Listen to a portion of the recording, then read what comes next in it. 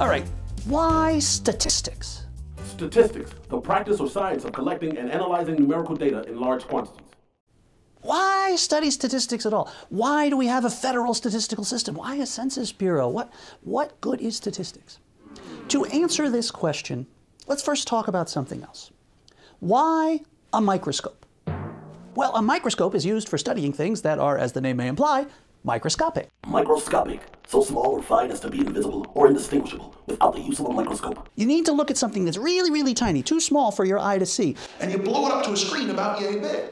This turns out to be really, really handy. If you want to study cells, for example, like bacteria, you want to understand food poisoning, you want to understand disease, you want to understand how viruses spread, you got to be able to actually look at them, to see them. If you can understand how big they are, how small they are, what their shapes are, what their form is, if you can get the form, you can get the function, and you can get some understanding.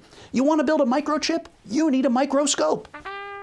Now, that means that a microscope is really, really useful for looking at things that are too small. Now let's consider the kinds of questions that we answer with statistics. We talk about things like the population of the United States. The population of the United States.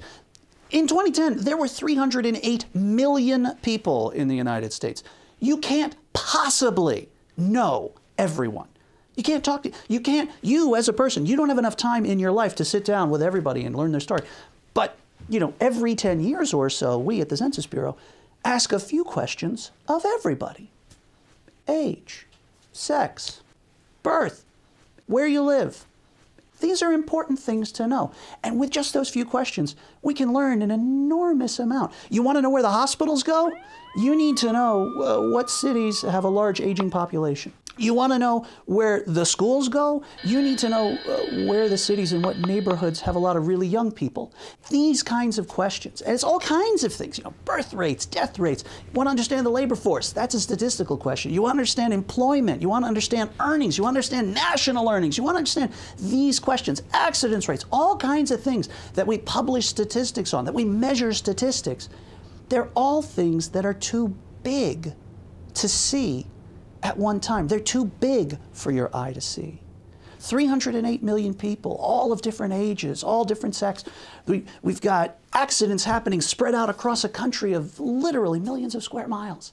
It's too big to take in. But aha! A federal statistical system, statistics. We can take a slice of that country. Delicious.